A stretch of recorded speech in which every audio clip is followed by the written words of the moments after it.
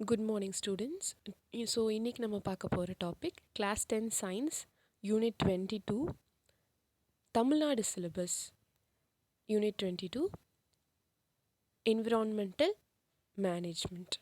So learning objectives are at the end of this lesson, the students will be able to differentiate between renewable and non-renewable resources, gain knowledge about the need for conservation of natural resources, to know the various methods which can be adopted for conservation of natural resources, create awareness about the limited exploitation of natural resources, get motivated to participate in the protection of environment and its management. So இந்த 5 points தான் நம்ம இந்த லெசனில் learn பண்ண போகிற objectives. நம்ம இந்த lesson படித்து முடிக்கும்போது நம்ம இந்த 5 திங்ஸ், இந்த 5 மென்ஷன்டு ஸ்டேட்மெண்ட்ஸும் நம்ம நல்லா புரிஞ்சிருப்போம். அதுதான் லேர்னிங் அப்ஜெக்டிவ்ஸ் அப்படிங்கிறது. ஸோ இன்ட்ரோ பார்க்கலாம்.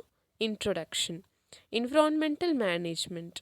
ஸோ சாப்டர் நேம் பார்த்தீங்கன்னா என்விரான்மெண்டல் மேனேஜ்மெண்ட். என்விரான்மெண்டல் மேனேஜ்மெண்ட்னா என்ன அப்படின்னு இன்ட்ரோ கொடுத்துருக்காங்க. So environmental management deals with the different aspects of environment, its structure, function, its quality and its maintenance, including conservation of its living and non-living components. The diversified natural resources on this earth provide the necessities for survival of all forms of life, including man.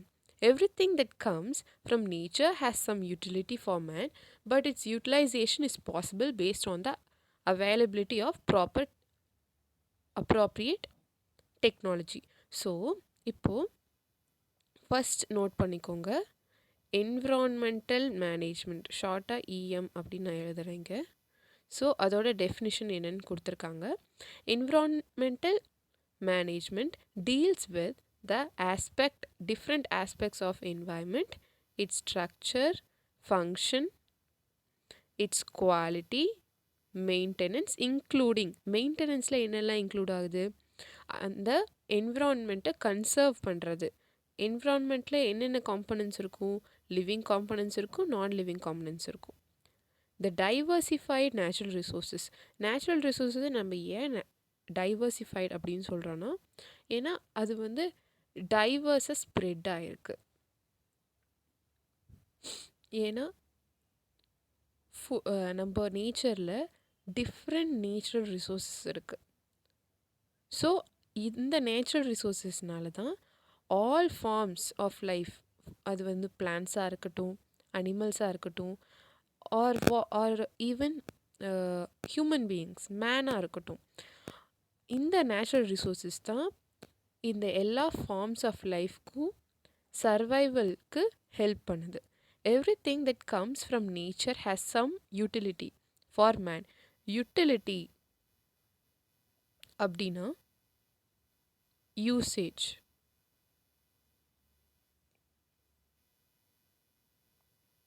So utility அப்படின்னா usage.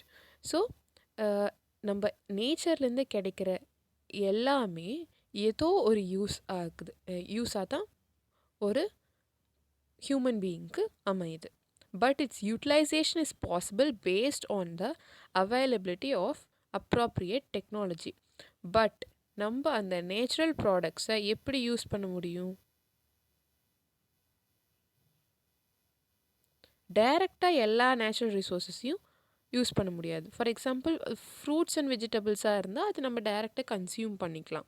But அதுவே ரப்பராக இருக்கட்டும், from rubber, டீக் would, இதெல்லாமே furnitures and rubber industries வச்சு tyres அந்த மாதிரி நம்ம prepare பண்ணி make பண்ணி நம்மளோட சர்வைவலுக்கு யூஸ் பண்ணிக்கிறோம்.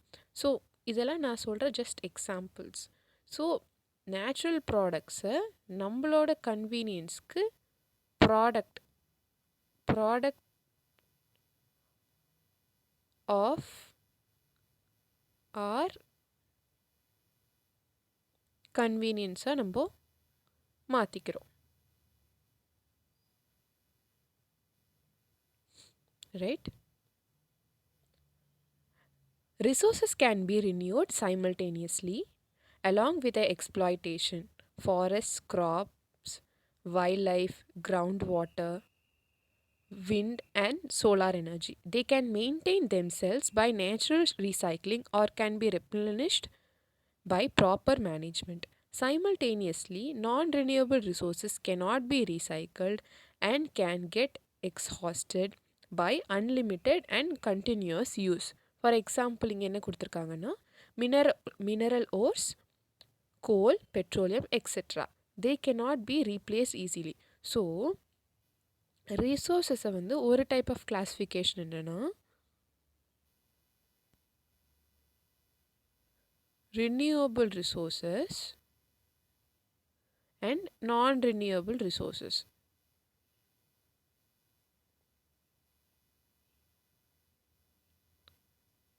ஸோ இதுதான் டூ டைப்ஸ். இப்போ ரினியூவபிள் ரிசோர்ஸஸ் வந்து பார்த்தீங்கன்னா அது வந்து எக்ஸ்ப்ளாய்ட் பண்ணிகிட்ருக்கோம். லைக் எந்த மாதிரி எக்ஸ்ப்ளாய்டேஷன்னா exploitation in the form of forest, crops. So இந்த மாதிரி ஃபார்மில் நம்ம எக்ஸ்ப்ளாய்ட் பண்ணிகிட்ருக்கோம். ஸோ இப்படி எக்ஸ்ப்ளாய்ட் பண்ணும்போது ஆட்டோமேட்டிக்காக ரினியூவபிள் ரிசோர்ஸஸ் வந்து நேச்சுரல் ரீசைக்ளிங் மூலமாக ரிப்ளனிஷ் ஆகிக்கும் ப்ராப்பர் மேனேஜ்மெண்ட் இருந்துச்சுன்னா. ஆனால் நான் ரினியூவபிள் ரிசோர்ஸஸ் வந்து ரீசைக்கிள் பண்ண முடியாது. So difference between renewable and நான் ரினியூவபிள் ரிசோர்ஸஸ் என்னன்னு கேட்டால், ரினியூவபிள்னா ரீசைக்கிளபிள்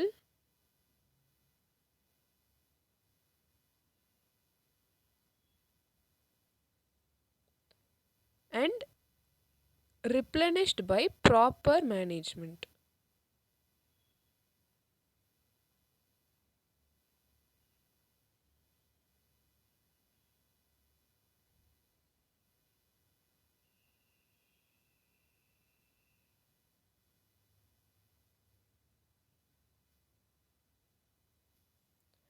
Next பார்த்தீங்கன்னா this would lead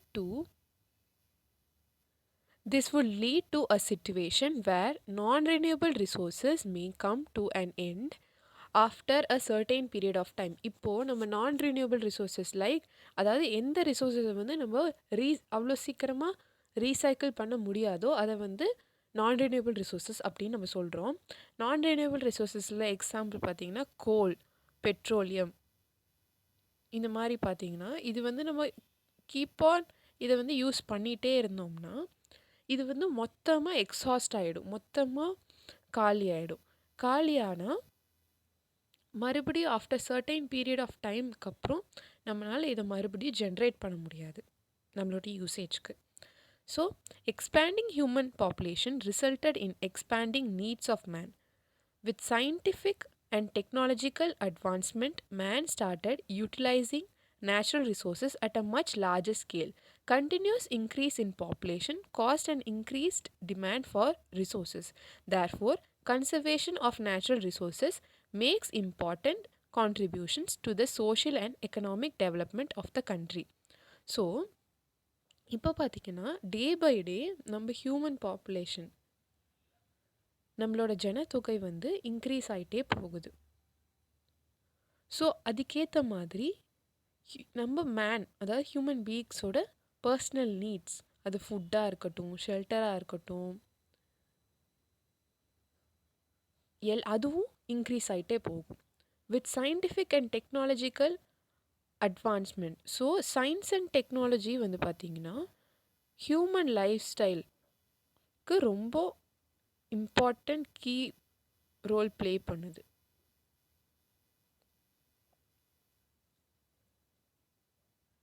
இந்த சயின்ஸ் அண்ட் டெக்னாலஜி வச்சு நேச்சுரல் ரிசோர்ஸஸ், நான் என்ஆர்என்னு டினோட் பண்ணிக்கிறேங்க ஷார்ட் ஃபார்மாக.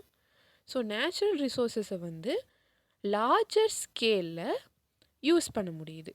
ஸோ கண்டினியூஸாக இன்க்ரீஸ் இன் பாப்புலேஷன் நடந்துச்சுன்னா increase of demand of resources நடக்கும். அதாவது கண்டினியூஸாக பாப்புலேஷன் அதிகமாகிட்டே இருந்துச்சுன்னா அப்போது ரிசோர்ஸஸ் நேச்சுரல் ரிசோர்ஸோட தேவையும் அதிகமாயிட்டே போகும். அதனால் நம்ம கண்டிப்பாக எல்லாத்தையும் சேமித்து வைக்கணும், கன்சர்வ் பண்ணி வைக்கணும். ஸோ நேச்சுரல் ரிசோர்ஸஸை சேவ் பண்ணால் மட்டும்தான் நம்மளால் நம்மளோட social development as well as economic development, நம்ம கண்ட்ரியோட சோஷியல் அண்ட் எக்கனாமிக் டெவலப்மெண்ட்க்கு கான்ட்ரிபியூட் பண்ண முடியும். ஸோ இன்ட்ரோ முடிஞ்சுது. நெக்ஸ்ட் நம்ம மெயின் டாபிக்குள்ளே போகிறோம். 22.1 Conservation and Judicious Use of Resources. Natural resources are conserved for their biological, economic, and recreational values. The use of natural resources in excess and unplanned way leads to imbalance in the environment. A judicious balance should be maintained between exploitation of resources and its replenishment. இப்போ பார்த்தீங்கன்னா natural resources வந்து எதுக்காக நம்ம conserve பண்ணுறோம் அப்படின்னு பார்த்தீங்கன்னா, அதோட biological value, economic value, எக்கனாமிக்னா அதுக்கு வந்து சம் காஸ்ட் இருக்குது, சம் மணி வேல்யூ இருக்குது. அதுதான் எக்கனாமிக் வேல்யூன்னு அர்த்தம். ஓகேவா?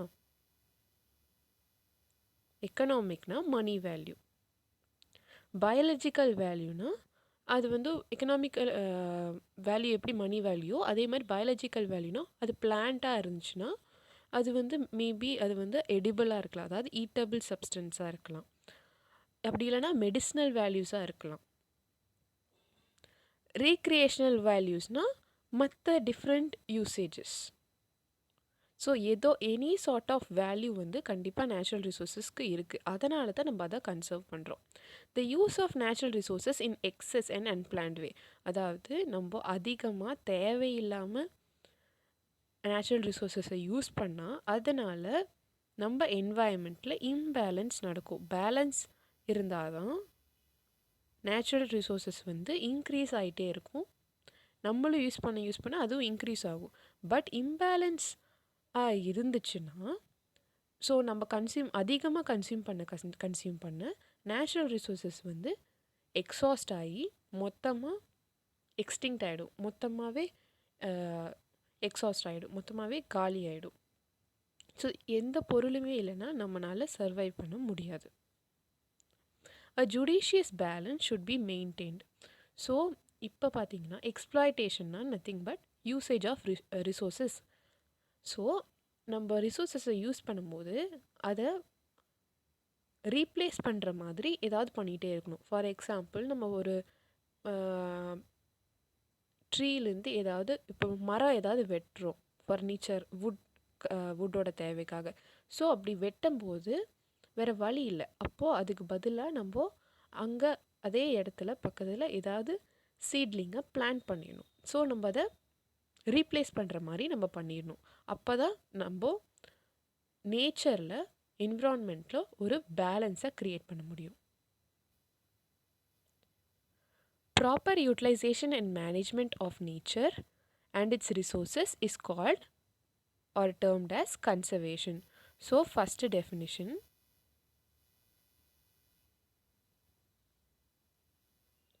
proper utilization and management of nature and its resources is termed as conservation. First definition வந்து environmental management, அதான் first definition இந்த சாப்டரில்.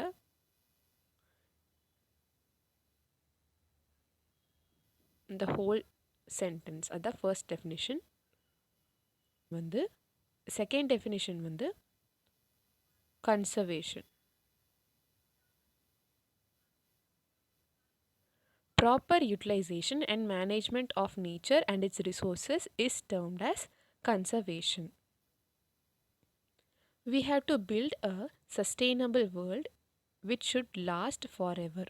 Some of the ways to sustain continuous uses of resources are practices to utilize energy efficiently, avoid wastage of water, avoid usage of plastics and other non-biodegradable materials, and to take care for the environment we live. It is important that we manage and use our resources carefully so as to preserve for the future generations. So இப்போ பார்த்தீங்கன்னா நம்மனால சில விஷயத்தை வந்து ரெகுலராக practice பண்ணால் நம்ம continuous use of resources அஹ், வந்து கரெக்டாக யூஸ் பண்ணோம்னா, ஃபார் எக்ஸாம்பிள் கரெக்டாக யூஸ் பண்ணணும்னு சொன்னோம்னா வாட்டர் வேஸ்ட் பண்ணுறது, பெட்ரோல் இதெல்லாம் லீக் ஆகாமல் பார்த்துக்கிறது, நம்ம வண்டியிலேருந்து ஒழுங்காக கீழே சொட்டு சொட்டாக ஒழுகாமல் பார்த்துக்கிறது, அப்புறம் பிளாஸ்டிக்ஸ் யூஸ் பண்ணாமல் அவாய்ட் பண்ணி பேப்பர் பேக்ஸ் இல்லைன்னா கிளாத் பேக்ஸ் யூஸ் பண்ணுறது, அப்புறம் நான் பயோடிகிரேடபிள் மெட்டீரியல்ஸ் அவாய்ட் பண்ணுறது. ஸோ இந்த மாதிரி சின்ன சின்ன விஷயம் பண்ணாவே நம்மளோட என்வாயர்மெண்ட்டை நம்ம ஈஸியாக சேவ் பண்ண முடியும். அது மட்டும் இல்லாமல் நம்மளோட ஃப்யூச்சர் ஜென்ரேஷனுக்கும் இது இந்த ப்ரிசர்வேஷன் வந்து ஹெல்ப்ஃபுல்லாக இருக்கும். So this was 22.1. So 22.2 topic பார்த்தீங்கன்னா forest and its importance. Forests are an important component of our environment and are dominated by microorganisms, flowering plants, shrubs, climbers, dense trees, and provide a vast habitat for wild animals. Forests also contribute to the economic development of our country. Forests are vital for human life. It is a source for a wide range of renewable natural resource. They provide wood, food, fodder, fiber, and medicine. So 22.2 topic பார்த்தீங்கன்னா ஃபாரஸ்ட்னா என்ன, அதோட importance என்ன அப்படிங்கிறத படிக்க போகிறோம். ஃபாரஸ்ட்டுங்கிறது ஒரு important part. ஒரு இப்போது நம்ம என்வாயர்மெண்ட்டில் டிஃப்ரெண்ட் காம்பனன்ட்ஸ் இருக்குது. ஃபார் எக்ஸாம்பிள் சிட்டி லைஃப், அதாவது different types of life style ஒரு பக்கம் இருந்தாலும் டிஃப்ரெண்ட் லேண்ட் ஃபார்ம்ஸ் அப்படின்னு எடுத்துட்டோம்னா forest, rain forest, water falls இப்படி எடுத்தோம்னா ஃபாரஸ்ட்டுங்கிறது ஒரு இம்பார்ட்டண்ட் காம்பனண்ட். ஏன்னா டாமினேஷன், ஏன்னா almost more than 70% of the life forms, different diverse life forms like micro ஆர்கானிசம்ஸாக இருக்கட்டும், ஃப்ளாரிங் பிளான்ட்ஸாக இருக்கட்டும், ஷ்ரப்ஸ், ஹர்ப்ஸ், கிளைம்பர்ஸாக இருக்கட்டும், டென்ஸான ட்ரீஸ் இருக்கும். இது எல்லாமே ஃபாரஸ்ட்டில் இன்க்ளூடட். அது மட்டும் இல்லாமல் ஃபாரஸ்ட் வந்து ஒரு ஹேபிட்டேட், அதாவது இட் இஸ் எ பிளேஸ். ஹேபிட்டேட்னா it is a place where organisms live. So இது வந்து வைல்ட் அனிமல்ஸ்க்கு ஒரு நல்ல ஹேபிட்டேட். அது மட்டும் இல்லாமல் ஃபாரஸ்ட் வந்து எக்கனாமிக் க்ரோத், எக்கனாமிக் டெவலப்மெண்ட்க்கு ஹெல்ப் பண்ணுது. நம்ம கண்ட்ரியோட எக்கனாமிக் டெவலப்மெண்ட்க்கு ஹெல்ப் பண்ணுது. அது மட்டும் இல்லாமல் ஃபாரஸ்ட் வந்து ஹியூமன் லைஃப்க்கு ரொம்ப இம்பார்ட்டன்ட். ஏன்னா அது வந்து நிறைய different variety range of products வந்து நமக்கு தருது. அதை நம்ம யூஸ் பண்ணுறோம். ஃபார் எக்ஸாம்பிள் வுட்டாக இருக்கட்டும், வுட்லேருந்து ஃபர்னிச்சர் ப்ரிப்பேர் பண்ணுறோம். அப்படி இல்லைன்னா சம்டைம் வுட் ஸ்டிக்ஸ் வச்சு ஃபயர் ஸ்டிக்ஸ், இந்த மாதிரி மேட் ஸ்டிக்ஸ், இந்த மாதிரி பேசிக் திங்ஸ்லாம் நமக்கு கிடைக்கிது. ஃப்ரூட்ஸாக இருக்கட்டும், வெஜிடபிள்ஸாக இருக்கட்டும், ஃபாடர், அப்புறம் ஃபைபர் நமக்கு கிடைக்கிது. அப்புறம் மெடிசினல் வேல்யூஸ் ஆஃப் நிறைய மெடிசினல் பிளான்ட்ஸ் ஃபாரஸ்ட்டில் தான் இருக்கும். மெடிசன்ஸும் நமக்கு ஃபாரஸ்ட்லேருந்து தான் கிடைக்கிது.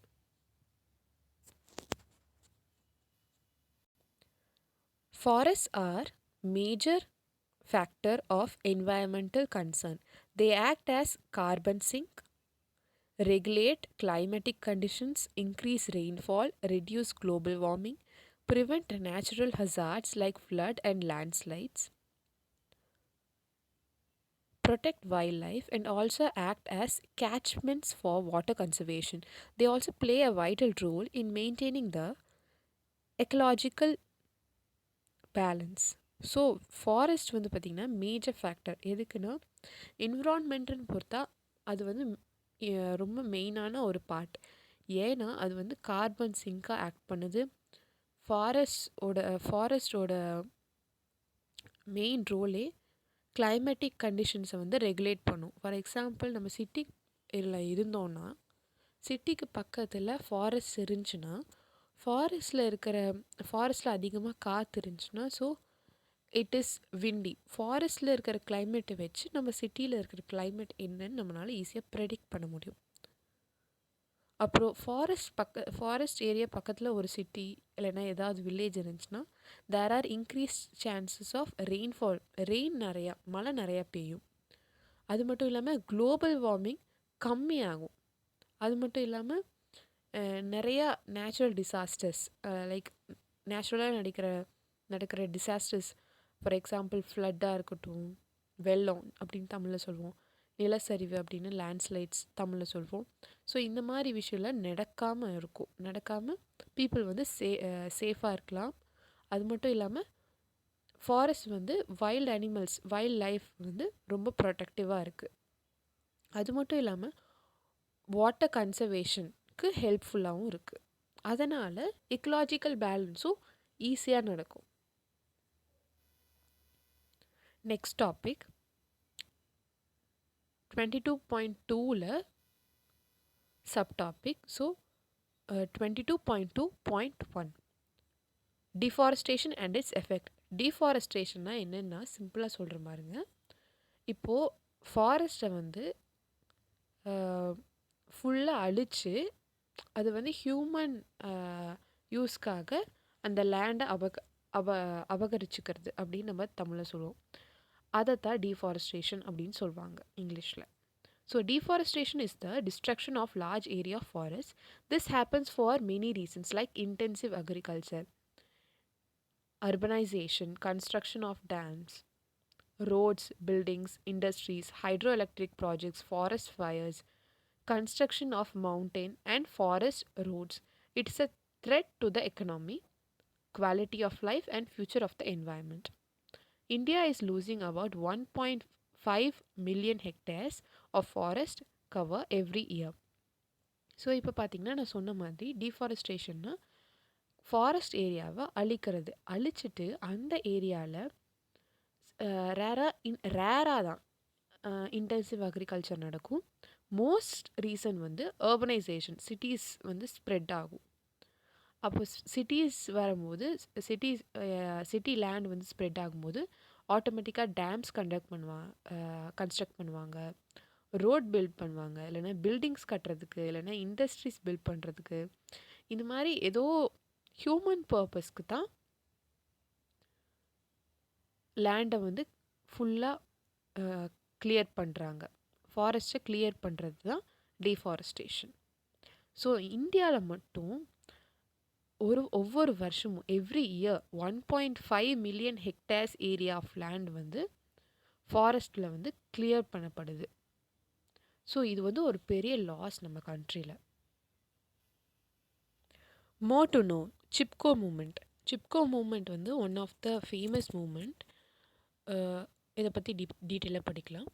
த Chipko movement was a non-violent agitation in 1973 that was claimed at protection and conservation of trees. The name of the movement Chipko comes from the word embrace, as the villagers hugged the trees and encircled them to prevent them from being cut. The movement originated in the Chamoli district of Uttar Pradesh, now Uttarakhand. The protest of Chipko movement achieved a major victory in 1980 with a 15-year ban on cutting trees in the Himalayan forest. So Chipko movement பற்றி எனக்கு தெரிஞ்சதை நான் சொல்கிறேன். So Chipko மூமெண்ட்டுங்கிறது ஒரு ஃபேமஸான moment. So இப்போ வந்து present உத்தராகண்டில் இருக்கிற அந்த ஒரு வில்லேஜில் அப்போ வந்து ஒரு ராஜா இருந்திருப்பார். ராஜா வந்து அவங்களோட தேசம், அதாவது அவங்களோட லேண்ட், அவங்களோட கண்ட்ரியோட டெவலப்மெண்ட்டுக்காக மரத்தெல்லாம் வெட்ட சொல்லியிருப்பார். ஸோ வந்து அப்போ வந்து அங்கே இருக்கிற பீப்புள் வந்து மரத்தை வெட்டக்கூடாது அப்படின்னு ப்ரொட்டஸ்ட் பண்ணி மரத்தை ஹக் பண்ணி, சிப்கோனா ஹிந்தியில் அப்படியே ஒட்டிக்கிறது அப்படின்னு அர்த்தம். ஸோ மரத்தை வந்து ஹக் பண்ணி மரத்தை வந்து கட் பண்ண விடாமல் தடுத்தாங்க. ஸோ இந்த மூமெண்ட்டை தான் சிப்கோ மூமெண்ட் அப்படின்னு சொல்கிறாங்க. இது வந்து 1980 ப்ரொட்டஸ்டாக சிப்கோ மூமெண்ட் வந்து நடந்துச்சு. அதனால் 15 இயர் வந்து தடை பண்ணாங்க ஹிமாலயன் ஃபாரஸ்டில் மரத்தை வெட்ட விடாமல். Effects of deforestation. Deforestation gives rise to ecological problems like floods, drought, soil erosion, loss of wildlife, extinction of species, imbalance of biogeochemical cycles, alteration of climatic conditions and desertification. So டீஃபாரஸ்டேஷனால் நிறைய disadvantages அப்படின்னு நம்ம சொல்லலாம். Floods வரும், வெள்ளம் வரும், நிலம் காஞ்சு போகும், ட்ராட், அப்படியே opposite stage of floods. Soil erode ஆகும், அதாவது அப்படியே மேலே டாப் லேயர் ஆஃப் சாயில் வந்து இரோட் ஆச்சுன்னா ஸோ அந்த சாயிலோட natural capacity, holding capacity, water holding capacity வந்து போயிடும். அதனால் ஃப்ரீக்வெண்ட் சான்சஸ் ஆஃப் ஃப்ளட்ஸ் நடக்கும். அப்புறம் வைல்ட் அனிமல்ஸ் வந்து எக்ஸ்டெண்ட் ஆகிட்டே போகும். அப்புறம் மற்ற பிளான்ட்ஸ் அண்ட் அனிமல்ஸும் எக்ஸ்டெண்ட் ஆகிட்டே போகும். அது மட்டும் இல்லாமல் நம்ம பயாலஜிக்கல் நேச்சுரலாக நடக்கிற நேச்சுரல் சைக்கிள்ஸ் வந்து பார்த்திங்கன்னா அது எஃபெக்ட் ஆகும். ஃபார் எக்ஸாம்பிள் வாட்டர் சைக்கிள், அப்புறம் பிளான்ட்ஸில் நடக்கிற மற்ற சைக்கிள்ஸ் லைக் நைட்ரஜன் சைக்கிள்ஸ். அப்புறம் கிளைமேட்டிக் கண்டிஷன்ஸ் வந்து ரொம்ப பாதிக்கப்படும். அப்புறம் ஈவன் அந்த லேண்டு வந்து டெசர்ட்டாக முழுக்க ஒரு பாலைவனமாகவே மாற வாய்ப்பு இருக்குது. அப்படி அந்த ப்ராசஸ் பேர் தான் desertification. Moving on, next subtopic பார்த்தீங்கன்னா 22.2.2 conservation of forest. India has an area of 752.3 lakh hectare classified as reserved forest and 215.1 lakh hectare as protected forest. So இதெல்லாம் நீங்கள் ரொம்ப நோட் பண்ணிக்கணும். இந்த மாதிரி இன்ஃபர்மேஷன் வந்து சம்டைம்ஸ் 2 மார்க்ஸில் கேட்பாங்க. ஸோ அதனால தான் ரிசர்வ்ட் ஃபாரஸ்ட் எவ்வளோ, 752.3 lakh hectares. Next protected forest எவ்வளோ, 215.1 lakh hectares. ஸோ இந்த ஃபாரஸ்ட் லேண்டை வந்து கன்சர்வ் பண்ணுறதுக்கு சில மெஷர்ஸ் வந்து இம்பார்ட்டண்ட்டான மெஷர்ஸ் வந்து கவர்மெண்ட் எடுத்திருக்காங்க. ஸோ என்னென்ன மெஷர்ஸ்ன்னு நம்ம டீட்டெயிலாக படிக்கலாம்.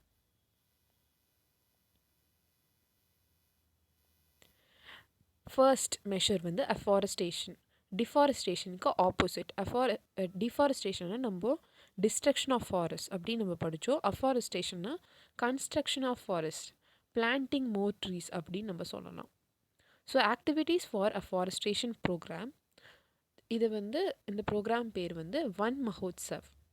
Includes planting and protecting trees with multiple uses which help in restoration of green cover.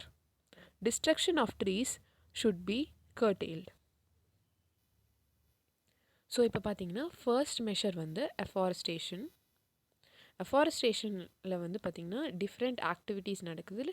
அதில் மெயின் ஆன ஆக்டிவிட்டி வந்து வன் மஹோத்சவ் ஆக்டிவிட்டியில் வந்து வன் மஹோத்சவ் ப்ரோக்ராமில் வந்து பிளான்டிங் அண்ட் ப்ரொடெக்டிங் ட்ரீஸ், அதாவது மல்டிபிள் யூசஸோடு இருக்கிற ட்ரீஸை வந்து பிளான் பண்ணுறதும் அதை ப்ரொடெக்ட் பண்ணுறது மெயின் ஆக்டிவிட்டியாக வச்சுருக்காங்க இந்த ஈவெண்ட்டில். அது மட்டும் இல்லாமல் ட்ரீஸை டிஸ்ட்ரக்ட் பண்ணக்கூடாது, அதாவது ட்ரீஸை அழிக்கக்கூடாது அப்படிங்கிற ஒரு மோட்டிவோட இந்த மெஷர் எடுத்திருக்காங்க. ஸோ இந்த மெஷர் பேர் அஃபாரஸ்டேஷன். செகண்ட் மெஷர் வந்து பார்த்திங்கன்னா social forestry program. It should be undertaken on a large scale with active participation of the public and utilization of common land to produce firewood, fodder and timber for the benefit of the rural community. This relieves pressure on existing forest and to safeguard future of tribals. So இந்த social forestry program பார்த்தீங்கன்னா எதுக்கு use பண்ணுறாங்கன்னா, பப்ளிக்கோட active participation on, அது மட்டும் இல்லாமல் நம்ம common லேண்டை use பண்ணுறோம் இல்லையா, அதை வந்து ஃபயர்வுட், ஃபாடர், அப்புறம் டிம்பர், இந்த மாதிரி விஷயத்தை ப்ரொடியூஸ் பண்ணுறதுக்கு என்கரேஜ் பண்ணுறாங்க இந்த ப்ரோக்ராம் மூலமாக. அதுவும் இதெல்லாம் எதுக்கு பண்ணுறாங்கன்னா, ரூரல் கம்யூனிட்டி, அதாவது பீப்புள் இன் வில்லேஜஸ், அவங்களோட பெனிஃபிட்க்கு இந்த ப்ரோக்ராம் வந்து செயல்படுது. அதனால் எக்ஸிஸ்டிங் ஃபாரஸ்ட் மேலே ப்ரெஷர் இருக்காது. அது மட்டும் இல்லாமல் ட்ரைபல் பீப்புள்ஸோட ஃப்யூச்சரை வந்து சேஃபாக வச்சுக்கிற மாதிரி இந்த ப்ரோக்ராம் வந்து செயல்படுது. நெக்ஸ்ட்டு பார்த்தீங்கன்னா, forest conservation through laws. Adopting stringent laws and policies to conserve and protect forests are through national forest policy. அந்த நேஷ்னல் ஃபாரஸ்ட் பாலிசி வந்து எந்த இயர் பார்த்தீங்கன்னா 1952 அண்ட் 1988. அப்புறம் செகண்ட் ஆக்ட் வந்து பார்த்தீங்கன்னா, செகண்ட் லா வந்து பார்த்தீங்கன்னா ஃபாரஸ்ட் கன்சர்வேஷன் ஆக்ட் 1980. ஸோ இப்போ சம்மரைஸ் பண்ணணுன்னா, சில இம்பார்ட்டண்ட் மெஷர்ஸ் என்னன்னு பார்த்தீங்கன்னா, ஃபர்ஸ்ட் மெஷர் அஃபாரஸ்டேஷன், செகண்ட் வந்து சோஷியல் ஃபாரஸ்ட்ரி ப்ரோக்ராம், இது வந்து ட்ரைபல்ஸோட பெனிஃபிட்காக. அது மட்டும் இல்லாமல் tribals as well as rural community, அதாவது வில்லேஜஸோட பெனிஃபிட்காக. அப்புறம் லாஸ்ட் வந்து பார்த்திங்கன்னா லாஸ் இம்ப்ளிமெண்ட் பண்ணி ஃபாரஸ்ட் கன்சர்வேஷன் பண்ணுறது. ஸோ 22.2 கம்ப்ளீட் ஆகிடுச்சு. Next topic 22.3 wild life and its conservation. So இவ்வளோ நேரம் ஃபாரஸ்ட் அண்ட் இட்ஸ் கன்சர்வேஷன் பற்றி நம்ம படிச்சுட்டு இருந்தோம். இப்போ ஃபாரஸ்ட் வந்து பிளான்ஸ் வந்துடும். இப்போது அனிமல்ஸ் எப்படி கன்சர்வ் பண்ணுறது அப்படிங்கிறது நம்ம படிப்போம். வைல்ட் லைஃப்னா என்னென்னு பார்த்தீங்கன்னா, wildlife refers to the undomesticated animals living in their natural habitats, forests, grasslands and deserts, an area without human habitation. They are needed for maintaining biological diversity. It also helps in promoting economic activities that generates revenue through tourism. Conservation of forests and wildlife is interrelated with each other. நம்ம எப்போவுமே plants and அனிமல்ஸை interrelate பண்ணி பேசாமல் இருக்க முடியாது இல்லையா? So கண்டிப்பாக forest and wildlife ரெண்டுமே இன்டர் ரிலேட் இல்லை அப்படின்னு நம்மளால் சொல்லவே முடியாது. ஸோ வைல்ட் லைஃபோட டெஃபினிஷன் பார்த்தீங்கன்னா, நோட் பண்ணிக்கோங்க. Wildlife refers to the undomesticated animals living in their natural habitats. அதாவது டொமஸ்டிக் அனிமல்ஸ்னால் நம்ம வந்து நம்ம சிட்டியில் நம்மளோட ஹியூமன் பீயிங்ஸோட கண்ட்ரோலில் இருக்கும்.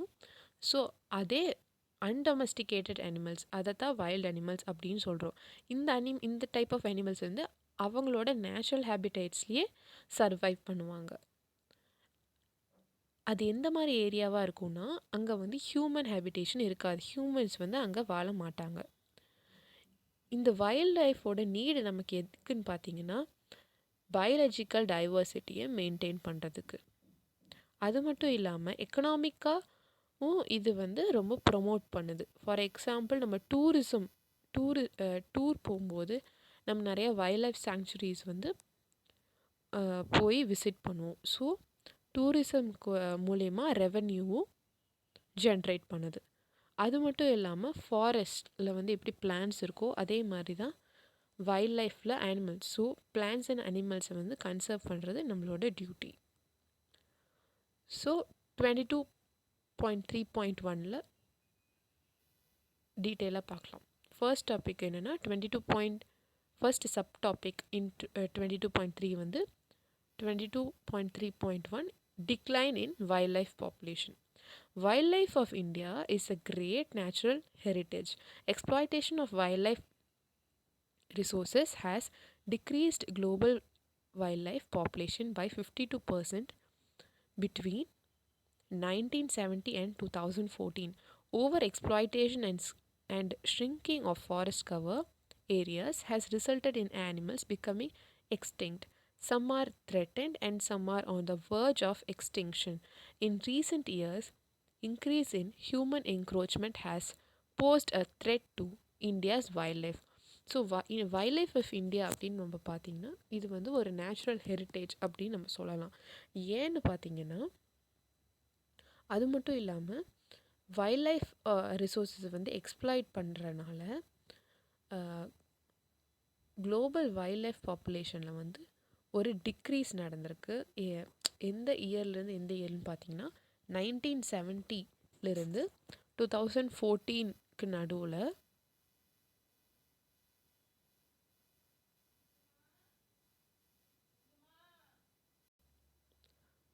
ஸோ 1970 to 2014க்கு நடுவில் ஸோ ஐ ரிப்பீட், நான் என்ன சொல்ல வந்தேன்னா 52%. ஸோ நான் இங்கே எழுதுகிறேன் பாருங்கள். So 52% of wild life population வந்து பார்த்திங்கன்னா டிக்ரீஸ் ஆகிருக்கு. இன்க்ரீஸ் ஆகலை, டிக்ரீஸ் ஆகிருக்கு. இந்த இயர் ரேஞ்சில் பார்த்திங்கன்னா 1970 to 2014. ஸோ இப்படியே நடந்துச்சுன்னா over exploitation and shrinking of forest cover areas, இதனால் அனிமல்ஸ் வந்து எக்ஸ்டிங்க்ட், அதாவது அழிஞ்சு போகுது. அது மட்டும் இல்லாமல் சம் ஆர் த்ரெட்டன்ட், சில அனிமல்ஸ் வந்து அது வந்து த்ரெட்டன் பண்ணுற மாதிரி சில அனிமல்ஸை நம்ம த்ரெட்டன் பண்ணுற மாதிரி ஆகிடும். And some are on the verge of extinction. So extinct ஆகிற நிலைமையில் சில அனிமல்ஸ் இருக்குது. In recent years, increase in human encroachment ப்ராசஸ்னால இந்தியாஸ் வைல்ட் லைஃப்க்கு ஒரு பெரிய த்ரெட்டே போஸ் ஆயிருக்கு. மூவிங் ஆன், இப்போ அடுத்த டாபிக் பார்த்தீங்கன்னா 22.3.2 aims of wild life management. Wildlife மேனேஜ்மெண்ட்டோட மெயினான எய்ம்ஸ் என்னென்ன அப்படிங்கிறது தான் இந்த சப்டாபிக்.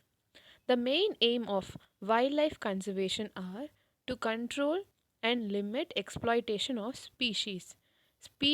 ஸ்பீஷீஸோட எக்ஸ்ப்ளாய்டேஷனை வந்து கண்ட்ரோல் பண்ணுறது, அதாவது தடுக்கிறதுக்கு. அது மட்டும் இல்லாமல் அப்படியே நடந்தாலும் அதை வந்து லிமிட்டேஜாக எக்ஸ்ப்ளாய்ட் பண்ணுற மாதிரி பார்த்துக்கிறது first main aim. Second aim பார்த்தீங்கன்னா to preserve the plants and animals from extinction. Plants and animals, அதாவது இந்த பிளான்ட்ஸ் அண்ட் அனிமல்ஸோட அழிவு, அது ரெண்டுமே அழியாமல் இருக்கிறதுக்கு அதோட எக்ஸ்டிங்ஷன் பீரியடை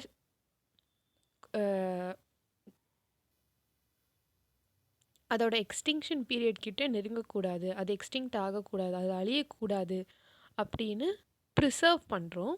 தேர்ட் பாயிண்ட் பார்த்தீங்கன்னா maintenance of threatened species and protect species which are on the verge of extinction. அதாவது threatened species, அதாவது அழியக்கூடிய ஸ்டேஜில் இருக்கிற ஸ்பீஷீஸோட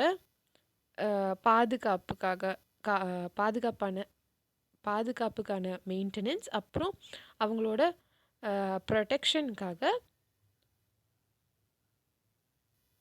ப்ரொடெக்ஷனை மெயின்டைன் பண்ணுறதுக்கு அதை தான் தேர்ட் பாயிண்ட். ஃபோர்த் பாயிண்ட் வந்து பார்த்திங்கன்னா preserve the endangered species. Endangered species வந்து நம்ம ப்ரிசர்வ் பண்ணுறோம். To study the ecological relationship of the plants and animals in natural habitat. ஹேபிட்டட்னா என்னென்னு ஆல்ரெடி சொல்லியிருக்கேன். ஹேபிட்டட்னா is the place where organisms live. So plants and animals அவங்களோட natural ஹேபிட்டேட்டில் இருக்கும்போது அவங்களுக்குள்ளே இருக்கிற இக்கலாஜிக்கல் ரிலேஷன்ஷிப்பை பற்றி நல்லா ஸ்டடி பண்ணி தெரிஞ்சுக்கிட்டோன்னா வைல்ட் லைஃப் மேனேஜ் பண்ணுறது ஈஸி. ஸோ அதுவும் one of the aim. Next பார்த்தீங்கன்னா hunting and poaching should be prohibited. Hunting poaching ரெண்டுமே சேம் மீனிங் தான். ஹண்ட் பண்ணாமல் இருக்கிறதுக்கு தடை செஞ்சுருக்காங்க. அனிமல்ஸ் ஹண்ட் பண்ணிட்டே போனோம்னா அனிமல்ஸ் அண்ட் ஓட பாப்புலேஷன் வந்து கண்டிப்பாக டிக்ரீஸ் ஆகும். ஸோ இவென்ச்சுவலி கண்டிப்பாக பிளான்ஸும் எஃபெக்ட் ஆகும்.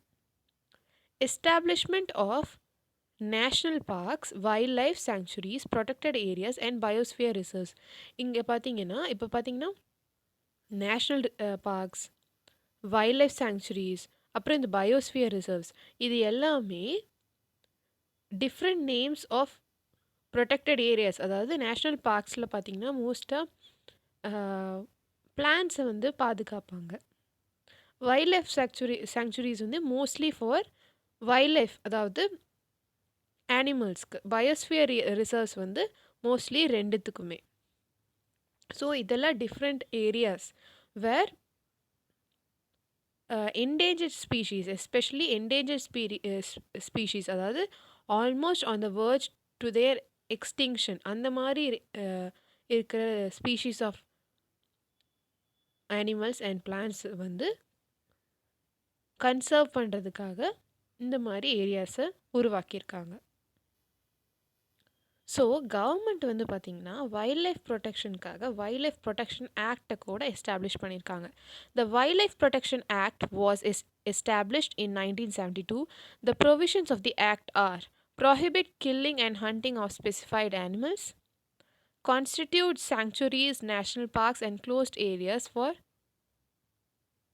wildlife conservation, special schemes for preservation of endangered species, constitute central zoo authority and recognition of zoos, restrict, regulate and prohibit in wild animals and products obtained from them. So இப்போ பார்த்தீங்கன்னா wildlife protection act வந்து பார்த்தீங்கன்னா government வந்து 1972 வந்து establish பண்ணியிருக்காங்க. இந்த act படி 5 விஷயம் செயல்படுறது, 5 பாயிண்ட்ஸ் செயல்படுறது. என்னென்ன பாயிண்ட்ஸ் பார்த்தீங்கன்னா, ஃபர்ஸ்ட் வந்து கில்லிங் அண்ட் ஹண்டிங்கை வந்து ப்ரொஹிபிட் பண்ணுறாங்க. அதாவது அலோ கிடையாது. அனிமல்ஸ் சில ஸ்பெசிஃபிக்காக மென்ஷன் பண்ணியிருப்பாங்க. அந்த பர்டிகுலர் அனிமல்ஸ் மட்டும் இல்லாமல் எல்லா அனிமல்ஸும் ஹண்ட் பண்ணக்கூடாது, கொல்லக்கூடாது. செகண்ட் ப்ரொவிஷன் என்னென்னா, இந்த வைல்ட் லைஃப் ப்ரொடெக்ஷன் ஆக்ட் படி சாங்சுரிஸ், நேஷ்னல் பார்க்ஸ், அப்புறம் நிறைய டிஃப்ரெண்ட் க்ளோஸ்ட் ஏரியாஸ் வந்து வைல்ட் லைஃபோட கன்சர்வேஷனுக்காக யூஸ் பண்ணுறாங்க நம்ம கண்ட்ரியில். ஸ்பெஷல் ஸ்கீம்ஸும் இன்ட்ரடியூஸ் பண்ணியிருக்காங்க. எதுக்குன்னு பார்த்தீங்கன்னா, என்டேஞ்சர்ட் ஸ்பீஷீஸை வந்து ப்ரிசர்வ் பண்ணுறதுக்கு, அது வந்து எக்ஸ்டிங்க்ட் ஆகாமல் பார்த்துக்கிறதுக்கு ஸ்பெஷலான ஸ்கீம்ஸை வந்து சொல்லியிருக்காங்க, இன்ட்ரடியூஸ் பண்ணியிருக்காங்க. Constitute central zoo authority. So central zoo authority, அப்புறம் ரெக்கக்னிஷன் ஆஃப் ஜூஸ். அதாவது ஜூ வந்து பார்த்திங்கன்னா mostly for animals. So zoo நிறையா வந்து ரெக்கக்னைஸ் பண்ணியிருக்காங்க. 5th பாயிண்டில் பார்த்தீங்கன்னா, சில ட்ரேட் வைல்ட் அனிமல்ஸ் வச்சு ட்ரேட் பண்ணக்கூடாது, அதுக்காக ஸ்ட்ரிக்டான ரூல்ஸையும் தடையும் விதிச்சிருக்காங்க. அது மட்டும் இல்லாமல் அனிமல் ப்ராடக்ட்ஸ், அதாவது அனிமலை கில் பண்ணி ப்ராடக்ட்ஸை பண்ணுறதுக்கு தடை விதிச்சிருக்காங்க. Moving on, 22.3.4 Organizations involved in conservation of wildlife. So organizations involve in conservation of wild life. So wild life, அதாவது அனிமல்ஸை கன்சர்வ் பண்ணுறதுக்கு நிறையா டிஃப்ரெண்ட் ஆர்கனைசேஷன்ஸ் இன்வால்வ் ஆகிருக்கு. அதில் சில முக்கியமான ஆர்கனைசேஷன்ஸ் பற்றி தான் நம்ம இந்த சாப்டரில் படிக்க போகிறோம். ஸோ ஃபர்ஸ்ட் அப்படி இன்வால்வ் ஆகிருக்கிற ஆர்கனைசேஷன் பேர் Indian board for wild life. அதோட அப்ரிவேட்டட் ஃபார்ம், ஷார்ட் ஃபார்ம் பார்த்தீங்கன்னா IBWL, Indian board for wild life. Second வந்து world wildlife fund for nature, WWF. World conservation union, WCN. International union for conservation of nature and natural resources. இந்த fourth one பார்த்தீங்கன்னா, இது வந்து international level, not only at our country level, அதாவது India லெவலில் மட்டும் இல்லாமல் all over the world லெவலில் இந்த ஃபோர்த் பாயிண்ட், அதாவது ஃபோர்த் ஆர்கனைசேஷன், அதாவது international union for conservation of nature and natural resources வந்து செயல்படுறாங்க. ஃபிஃப்த் பார்த்தீங்கன்னா convention of international trade in endangered species. Sixth வந்து பார்த்தீங்கன்னா Bombay natural history society, BNHS. Seventh பார்த்தீங்கன்னா wildlife preservation society of India, Dehradun. ஸோ மொத்தம் 7 organisations வந்து வைல்ட் லைஃப் கன்சர்வேஷனுக்காக செயல்படுறாங்க. இப்போது இந்த டூ யூ நோ படிக்கலாம். Jim Corbett national park was the first to be established in 1936 in Uttarakhand, India. So Jim Corbett national பார்க்குக்கு வந்து பார்த்திங்கன்னா ஒரு important and one of the famous national parks in India அப்படின்னே சொல்லலாம். அது மட்டும் இல்லாமல் இது வந்து இதுதான் ஃபஸ்ட்டாக ஸ்டார்ட் பண்ண நேஷ்னல் பார்க்கும் கூட எனக்கு தெரிஞ்சு. ஸோ இது வந்து எங்கே ஸ்டார்ட் பண்ணியிருக்காங்கன்னு பார்த்தீங்கன்னா 1936 உத்தராகண்டில் ஸ்டார்ட் பண்ணியிருக்காங்க. Totally there are 15 biosphere reserves in India. அது மட்டும் இல்லாமல் த நீல்கிரிஸ், தமிழில் வந்து ஊட்டி இல்லைன்னா உதகமண்டலம் அப்படின்னு நம்ம சொல்லுவோம், அதுவும் ஒரு பயோஸ்பியர் ரிசர்வ் இன் இந்தியா. அது மட்டும் இல்லாமல் அது நம்ம தமிழ்நாட்டில் தான் இருக்குது. So the Nilgiris is a biosphere reserve இன் தமிழ்நாடு. இப்போ நெக்ஸ்ட்டு பார்த்தீங்கன்னா இன்னொரு டூ யூனோ கொடுத்துருக்காங்க. Rathika Ramasamy, a native of Venkatachalapuram village. இந்த வெங்கடாச்சலபுரம் வில்லேஜ் வந்து பார்த்திங்கன்னா எங்கே இருக்குன்னா தேனி டிஸ்ட்ரிக்டில், தமிழ்நாட்டில் தான் இருக்குது. was the first Indian woman to strike an international reputation as a wildlife photographer. So இவங்க தான் ஃபர்ஸ்ட் இந்தியன் உமன். இவங்க தான் ஃபர்ஸ்ட் இந்தியன் உமன். இவங்க வந்து இன்டர்நேஷ்னல் லெவலில் ஒரு வைல்ட் லைஃப் ஃபோட்டோகிராஃபராக இவங்களுக்கு வந்து ரெப்புடேஷன் கிடச்சிருக்கு. அது மட்டும் இல்லாமல் அவங்களோட பேஷன் வந்து பார்த்திங்கன்னா bird photography. So her passion is towards bird photography. A photo book on wildlife titled The Best of Wildlife Moments. So ஒரு ஃபோட்டோ புக் வந்து அவங்க வெளியிட்ருக்காங்க. என்ன அதோட டைட்டில் பார்த்திங்கன்னா the best of wild life moments. இது வந்து எப்போ பப்ளிஷ் பண்ணியிருக்காங்கன்னா November 2014. Moving on. இப்போ இங்கே மறுபடியும் ஒரு சம் சார்ட் ஆஃப் இன்ஃபோ கொடுத்துருக்காங்க. இன்ஃபோனா இன்ஃபர்மேஷன். ஸோ இங்கே இன்ஃபோ பிட்ஸில் என்னென்னு படிக்கலாம்.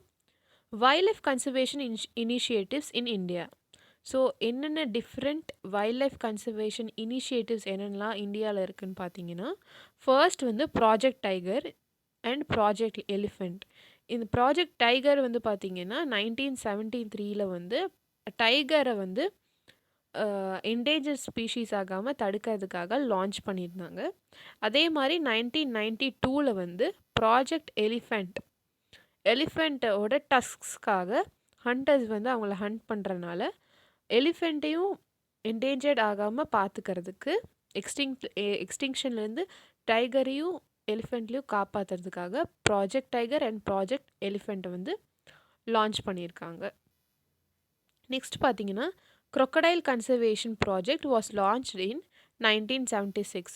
crocodileோட ஸ்கின்லேருந்து நிறையா பொருட்கள் தயார் பண்ணுறாங்கிற மாதிரியும், அதனால் crocodile வந்து ஹண்ட் பண்ணுற மாதிரியும் நிறையா நியூஸஸ் பரவி இருந்துச்சு. அப்போது அதனால் crocodile கன்சர்வ் பண்ணுறதுக்கு crocodile கன்சர்வேஷன் ப்ராஜெக்ட் அப்படின்னு 1976 வந்து லான்ச் பண்ணியிருக்காங்க.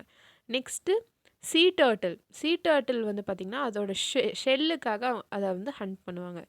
So sea turtle conservation project was launched in 1999. இதெல்லாம் ரொம்ப இம்பார்ட்டண்ட்டான இன்ஃபர்மேஷன்ஸ். இதெல்லாம் 2 மார்க்ஸில் கேட்க வாய்ப்பு இருக்குது. Indian rhino vision 2020 is to conserve at least 3,000 greater one-horned rhinos in Assam, India by 2020. So Indian rhino vision, அதாவது ரைனோசரோஸ் வந்து கன்சர்வ் பண்ணுறதுக்கு 2020 இந்தியன் ரைனோ விஷன் 2020 அப்படிங்கிற ஒரு இனிஷியேட்டிவ் ஸ்டார்ட் பண்ணியிருக்காங்க. இந்த இனிஷியேட்டிவோட மோட்டிவ் என்னன்னு பார்த்தீங்கன்னா, அட்லீஸ்ட் 3000 ரைனோசரஸாவது காப்பாற்றணும், கன்சர்வ் பண்ணணும். எங்கன்னு பார்த்தீங்கன்னா அஸ்ஸாமில் ஸ்டார்ட் பண்ணியிருக்காங்க பை 2020 அப்படின்ட்டு சொல்லியிருக்காங்க இயர் கூட. நெக்ஸ்ட் டாபிக் போகிறோம். 22.4 சாயில் எரோஷன். ஸோ இவ்வளோ நேரம் டீஃபாரஸ்டேஷன் பற்றி படிக்கும்போது கண்டினியூஸாக சாயில் எரோஷன் நம்ம படித்தோம். சாயில் எரோஷன்னா என்ன நான் சொன்னேன், அப்போவே சொன்னேன். டாப் லேயர் சாயிலோட டாப் லேயர் வந்து ரிமூவ் ஆகிடும். அதான் சாயில் எரோஷன், அதான் சாயில் எரோடிங் ஆகுது அப்படின்னு சொல்லுவாங்க. ஸோ அது அப்படின்னா என்னன்னு டீட்டெயிலாக இந்த டாப்பிக்கில் படிக்கலாம். Soil erosion. The top layers of soil contain humus and mineral salts which are vital for the growth of plants. Removal of upper layer of soil by wind and water is called soil erosion. Soil erosion causes a significant loss of humus, nutrients and decrease the fertility of the soil. So நான் சொன்ன மாதிரி சாயிலில் வந்து பார்த்திங்கன்னா different layers இருக்குது. அதில் top most லேயரில் தான் நிறைய நியூட்ரியன்ஸ் அண்ட் மினரல் சால்ட்ஸ் இருக்கும். அந்த நியூட்ரியன்ஸ் மூலமாக தான் பிளான்ட்ஸ் வந்து வளரும். ஸோ இந்த அப்பர் லேயர் வந்து காற்றாலேயோ இல்லை வாட்டராலேயோ இல்லை பை எனி அதர் மீன்ஸாலேயோ ரிமூவ் ஆகும்போது அந்த ப்ராசஸ் பேர் சாயில் எரோஷன் அப்படின்னு சொல்லுவாங்க. ஸோ ப்ளீஸ் நோட் பண்ணிக்கோங்க. டெஃபினிஷன் ஆஃப் சாயில் எரோஷன் கேட்டாங்கன்னா, removal of upper layer of soil by wind and water is called soil erosion. Soil erosion நால it causes a significant definition வந்து soil erosion வரைக்கும் தான். இது வந்து அதோட இம்பார்ட்டன்ஸ் பற்றி சொல்கிறோம். அதாவது soil erosion causes a significant loss of humus, nutrients and decrease the fertility of soil. So soil erosion நடக்கும்போது சாயிலோட ஃபர்டிலிட்டி லெவல் குறையும் போது ஸோ ஆட்டோமேட்டிக்காக அது டைரக்ட்லி ஆர் இன்டைரக்ட்லி பிளான்ட்ஸை தான் எஃபெக்ட் பண்ணும். ஸோ சப்டாபிக் என்னென்னு பார்த்தீங்கன்னா 22.4.1 agents of soil erosion. Agents of soil erosion are high velocity of wind, air currents, flowing water, landslide, human activities like deforestation, farming and mining and overgrazing by cattle. So எதனாலெல்லாம் soil erosion ஆகுதோ அவங்க எல்லாருமே அந்த எல்லா விஷயமுமே agents of soil எரோஷனாக இருப்பாங்க. So வேகமாக அடிக்கிற காற்று first reason. So high velocity of wind, air currents. அப்புறம் நெக்ஸ்ட்டு வந்து வாட்டர். ஸோ ஃப்ளோயிங் வாட்டர், நிலச்சரிவு, லேண்ட்ஸ்லைட்ஸ் இருந்துச்சுன்னா. அப்புறம் ஹியூமன் ஆக்டிவிட்டீஸ் லைக் டீஃபாரஸ்டேஷன், மரத்தை வெட்டும் போது டீஃபாரஸ்டேஷன் சொல்லுவோம். கட்டிங் ஆஃப்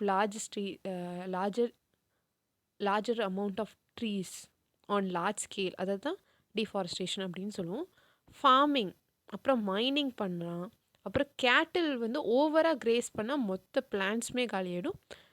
ஸோ அதனால் சாயில் எரோஷன் நடக்கும். 22.4.2 management of soil erosion. So இந்த சாயில் எரோஷன் வந்து நடக்காமல் முடிஞ்ச அளவுக்கு எப்படி மேனேஜ் பண்ணுறது அப்படின்னு பார்க்கலாம். First point, retain vegetation cover so that soil is not exposed. Soil வந்து மோஸ்ட்லி டைரக்டாக என்வாயன்மெண்ட்டில் எக்ஸ்போஸ் ஆனால் தான் சாயில் எரோஷனே நடக்கும். ஸோ நிறைய பிளான்ட்ஸ் வந்து நிறைய பிளான்ட்ஸ் க்ரோ பண்ணிட்டே இருந்தோம்னா, வெஜிடேஷன் கவர் வந்து மெயின்டைன் பண்ணிகிட்டே இருந்தோம்னா ஸோ சாயில் வந்து எக்ஸ்போஸ் ஆகாது. ஸோ சாயில் எக்ஸ்போஸ் ஆகலைன்னா சாயில் எரோஷனே நடக்காது. செகண்ட் பாயிண்ட் பார்த்திங்கன்னா, கேட்டில் கிரேசிங் ஷுட் பி கண்ட்ரோல்டு. கண்டிப்பாக கேட்டில்னால சாப்பிடாமல் இருக்க முடியாது. அதுக்குன்னு ஓவர் கிரேஸ் பண்ணாமல் கண்ட்ரோலில் வச்சுருந்தா சாயில் எரோஷனை தடுக்க முடியும். Next third point crop rotation and soil management improve soil organic matter. So சாயிலோட ஆர்கானிக் மெட்டீரியல் லெவல் வந்து இன்க்ரீஸ் பண்ணுறதுக்கு ஆர்கானிக் லெவல் ஆர்கானிக் நியூட்ரியன்ஸ் வந்து இன்க்ரீஸ் பண்ணுறதுக்கு சாயில் மேனேஜ்மெண்ட் பண்ணி, அது மட்டும் இல்லாமல் க்ராப் ரொட்டேஷன் டெக்னிக்ஸ் யூஸ் பண்ணி அதோட ஆர்கானிக் லெவலை வந்து இன்க்ரீஸ் பண்ணலாம். ஆர்கானிக் நியூட்ரியன்ஸ் லெவலை வந்து இன்க்ரீஸ் பண்ணலாம். Next run off water should be stored in the catchment. So run off water, அதாவது ஃப்ளோயிங் வாட்டரை வந்து அந்த மாதிரி பெரிய பெரிய நல்ல க்ராப்ஸ் சாயில் எரோஷன் ஆகாமல் தடுக்க ரன் ஆஃப் வாட்டரை வந்து ரன் ஆக விடாமல் அப்படியே ஸ்டில் வாட்டரை கேட்ச்மெண்ட்டில் ஸ்டோர் பண்ணி வச்சுக்கணும். நெக்ஸ்ட் பாயிண்ட் பார்த்திங்கன்னா ரீஃபாரஸ்டேஷன். ரீஃபாரஸ்டேஷனுக்கு ஒரே வழி ரீஃபாரஸ்டேஷன். ஸோ மரத்தை வெட்டினா மரத்தை நட்டணும். ஸோ அது ஒரே தான் வழி. அப்புறம் டெரேசிங் அண்ட் கான்டர் ப்ளோயிங். இந்த மாதிரி ப்ளோயிங் பண்ணோம்னா, டெரேசிங்னா இப்போது நம்ம ஹில்லி ரீஜியன்ஸ்லலாம் நீங்கள் பார்த்துருப்பீங்க, அப்படியே படிக்கட்டு மாதிரி அப்படியே வெட்டி வெட்டி ஸ்டெப் மாதிரி இருக்கும் ஃபார்மிங். அந்த மாதிரி இருந்துச்சுன்னா கண்டினியூஸாக எதுவுமே ஃப்ளோ ஆகாது. ஸோ அது ஒரு வழி. நெக்ஸ்ட்டு பார்த்தீங்கன்னா wind speed can be controlled by planting trees in form of shelter belt. Shelter belt ஃபார்மில் விண்ட் ஸ்பீட்லேருந்து தப்பிக்க, I mean over speed of விண்ட்னால் சாயில் எரோஷன் நடக்குது. ஸோ அந்த விண்ட் ஸ்பீடை வந்து கண்ட்ரோலில் வச்சுக்கிறதுக்கு ஷெல்டர் பெல்ட் ஃபார்மில் வந்து ட்ரீஸை வந்து பிளான்ட் பண்ணோன்னா பிளான்ட்ஸ் வந்து, அதாவது ட்ரீஸ் வந்து அஃபெக்ட் ஆகாது. மூவிங் ஆன், நெக்ஸ்ட் டாபிக் பார்த்தீங்கன்னா 22.5 renewable and non-renewable energy resources. ஸோ renewable and non-renewable energy resourcesனால் ஆல்ரெடி என்னன்னு சொல்லியிருக்கேன். ரீசைக்கிளபிள் நான் ரீசைக்கிளபிள் தான் இன்னொரு பேர். அதோட இன்னொரு பேர் தான் renewable and non-renewable energy resources. So energy is an input, important input for development. So the expansion of possible energy resources has been directly related with the pace of agricultural and industrial development in every part of the world. So energy ஃபார்மில் வந்து ஒரு input நடந்துச்சுன்னா, ஒரு development ப்ராசஸ்க்காக energy ஃபார்மில் input இருந்துச்சுன்னா, அது வந்து டைரெக்டாக ஆர் இன்டைரக்டாக ஒன்றா இண்டஸ்ட்ரியல் டெவலப்மெண்ட்க்கு யூஸ் ஆகும், இல்லைனா அக்ரிகல்ச்சரல் டெவலப்மெண்ட்க்கு யூஸ் ஆகும். ஸோ எனர்ஜி ரிசோர்ஸஸ் வந்து ஃபர்தராக நான் ரினியூபிள் அண்ட் ரினியூபிள் ரிசோர்ஸஸ் அப்படி நம்ம கிளாஸிஃபை பண்ணலாம். ஃபஸ்ட்டு நான் ரினியூபிள் ரிசோர்ஸஸ், அதாவது எக்ஸாஸ்டிபிள் ரிசோர்ஸஸ், எனர்ஜி ரிசோர்ஸஸ் அப்படின்னா என்னென்னு பார்ப்போம். Energy obtained from sources that cannot renew themselves over a short period of time is known as non-renewable energy. So ஆட்டோமேட்டிக்காக, அதாவது சில ரிசோர்ஸஸ்லேருந்து கிடைக்கிற எனர்ஜி வந்து பார்த்திங்கன்னா அதை வந்து ஆட்டோமேட்டிக்காக ரினியூ பண்ணிக்க முடியாது ஷார்ட் பீரியட் ஸ்பேன் டைமில். ஸோ இந்த மாதிரி எனர்ஜி ரிசோர்ஸஸ் வந்து நான் ரினியூவபிள் எனர்ஜி அப்படின்னு சொல்லுவோம். ஸோ அது வந்து ஈஸியாக வேகமாக ரினியூ பண்ண முடியாதனால they are always in limited amount in nature. இதில் என்னென்ன இன்க்ளூட் பண்ணோன்னா coal, petroleum, natural gas, nuclear power. These conventional energy resources account for 90% of the world's production of commercial energy and nuclear power account for 10%. So overall 100%ல 90%ல coal, petroleum, natural gas வந்து use பண்ணுறோம். எதுக்கு இதெல்லாமே இந்த 90% of நான் renewable energy resources வந்து நம்ம யூஸ் பண்ணுறோம். பேலன்ஸ் 10% வந்து பார்த்திங்கன்னா நியூக்ளியர் பவர் எனர்ஜி இருக்கு இல்லையா, அதை வந்து யூஸ் பண்ணுறோம். So overall 100%. அடுத்து பார்த்திங்கன்னா ரினியூபிள் எனர்ஜி ரிசோர்ஸஸ், அதாவது inexhaustible energy resources. These energy resources are available in unlimited amount. So நம்ம நான் ரினியூவபிள் என்னன்னு பார்த்தோம், அது வந்து லிமிட்டட் அமௌண்ட் இன் நேச்சர்னு பார்த்தோம். அதுக்கு நேர opposite. So are available in unlimited amount in nature. அங்கே வந்து cannot renew themselves over a short period of time அப்படின்னு நம்ம படித்தோம்.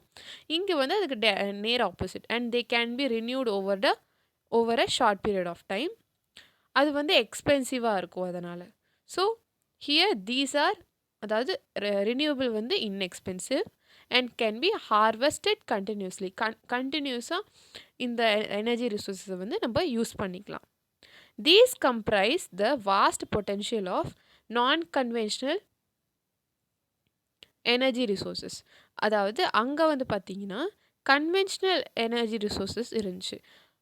இங்கே அதாவது ரினியூவபிள் எனர்ஜி ரிசோர்ஸஸில் வந்து நான் கன்வென்ஷனல் எனர்ஜி ரிசோர்ஸஸ் வந்து இன்க்ளூட் ஆகிருக்கு. அதில் என்னென்னலாம் வரும்னு பார்த்தீங்கன்னா biofuel, biomass energy, geothermal energy, water energy. Water எனர்ஜியில் வந்து 2 விதம் இருக்குது. ஒன்று வந்து ஹைட்ரோ எலக்ட்ரிக் எனர்ஜி, அப்புறம் இன்னொன்று டைடல் எனர்ஜி. டைடல் எனர்ஜிங்கிறது வந்து சீ வாட்டர், ஓஷன் வாட்டர்லேருந்து கிடைக்கிறது. ஹைட்ரோ எலக்ட்ரிக் எனர்ஜி வந்து மோஸ்ட்லி ரிவர்ஸ் மூலமாகவே நம்ம ஜென்ரேட் பண்ணலாம். அப்புறம் சோலார் எனர்ஜி, அது வந்து நம்ம சன் மூலமா ஜென்ரேட் பண்ணலாம், சன் வேவ்ஸ் வச்சு. அப்புறம் வேவ் எனர்ஜி வந்து ஃப்ரம் ஓஷன்ஸ் அண்ட் சீஸ்லேருந்து இருக்கிற வேவ்ஸ் வச்சு. அப்புறம் wind energy from air. Next topic, அதாவது next subtopic. First topic வந்து fossil fuels. Fossil fuels are found inside the earth's crust and are energy rich substances formed by natural process such as anaerobic decomposition of buried dead organisms over millions of years. As the accumulating sediment layers produce heat and pressure, the remains of the organisms are gradually transformed into hydrocarbons. Example, petroleum, coal and natural gas. So Fazil fuels பார்த்தீங்கன்னா எங்கே இருக்குன்னு பார்த்தீங்கன்னா ஏர்த்தோட crust. ஏர்த்துக்கு வந்து earth வந்து பார்த்திங்கன்னா 3 different லேயர்ஸாக பிரிக்கலாம். Top most layer, outer layer வந்து க்ரஸ்ட்டுன்னு சொல்லுவோம். நடுவில் இருக்கிற லேயர் வந்து மேண்டில். உள்ள டீப்பஸ்ட் உள்ள இன்னர் லேயர் வந்து கோர் அப்படின்னு சொல்லுவோம். ஸோ ஃபாசில் ஃபியூல்ஸ் எங்கே இருக்குதுன்னு பார்த்தீங்கன்னா ஏர்த்தோட க்ரஸ்டில் இருக்குது. அது மட்டும் இல்லாமல் இந்த ஃபாசில் ஃபியூல்ஸ் வந்து எனர்ஜி ரிச் சப்ஸ்டன்சஸாக இருக்கும். இது வந்து நேச்சுரலாக ப்ராசஸ் ஆனதுனால இது வந்து எப்படி ஃபார்ம் ஆகிருக்குன்னு பார்த்தீங்கன்னா ஆழமாக நிறையா எனரோபிக் டீகம்போசிஷன் வந்து, அதாவது டெட் ஆர்கானிசம்ஸ் வந்து ஆட்டோமேட்டிக்காக, இப்போ ஃபார் எக்ஸாம்பிள் இப்போ நிறைய அனிமல்ஸ் வந்து வருஷங்களுக்கு முன்னாடி அழிஞ்சு போன ஆர்கானிசம்ஸ்லாம் அப்படியேவா இருக்கும்? இல்லை இல்லையா? சாயில்குள்ளே மக்கி போய் மண்ணோட மண்ணாக சேர்ந்துருக்கும். ஸோ அந்த மாதிரி டீகம்போஸ் ஆகி அந்த டீகம்போசிஷன்லேருந்து தான் ஃபாசில் ஃபியூல்ஸ் வந்து ஃபார்ம் ஆகுது, அதுவும் நேச்சுரலாக. As the accumulating sediment layers produce heat and pressure. அப்படி செடிமெண்ட்டாக லேயர் பை லேயராக அக்யூமுலேட் ஆகும்போது அது வந்து ஹீட்டும் ப்ரெஷரும் ப்ரொடியூஸ் பண்ணும். அப்படி வந்து ப்ரொடியூஸ் பண்ணும்போது இந்த ரிமைன்ஸ், அந்த ஆர்கானிசம்ஸோட ரிமைன்ஸ் வந்து பார்த்திங்கன்னா கிராஜுவலாக, அதாவது very very slowly transformed into ஹைட்ரோகார்பன்ஸாக டிரான்ஸ்ஃபர்மேஷன் கொடுக்குது. ஸோ அந்த ஹைட்ரோகார்பன்ஸோட சில எக்ஸாம்பிள்ஸ் என்னென்னு பார்த்தீங்கன்னா petroleum, coal and natural gas. So நான் இந்த வீடியோவை முடிச்சுக்கிறேன். So next balance topics of this லெசனை வந்து நான் நெக்ஸ்ட் வீடியோவில், அதாவது பார்ட் 2 வீடியோவில் கவர் பண்ணுவேன். Thank you students. வீடியோ பிடிச்சிருந்துச்சுன்னா லைக் பண்ணுங்கள், ஷேர் பண்ணுங்கள். அப்புறம் உங்கள் ஃப்ரெண்ட்ஸ்க்கு ஷேர் பண்ணி அவங்கக்கிட்டேருந்து ஃபீட்பேக்ஸ் வந்து கமெண்ட் செக்ஷனில் சொல்லுங்கள். அப்புறம் மறக்காமல் சேனலை சப்ஸ்கிரைப் பண்ணிவிடுங்க. மற்ற அப்டேட்ஸ்க்காக கண்டிப்பாக நீங்கள் சப்ஸ்கிரைப் பண்ணி தான் ஆகணும். Thank you all.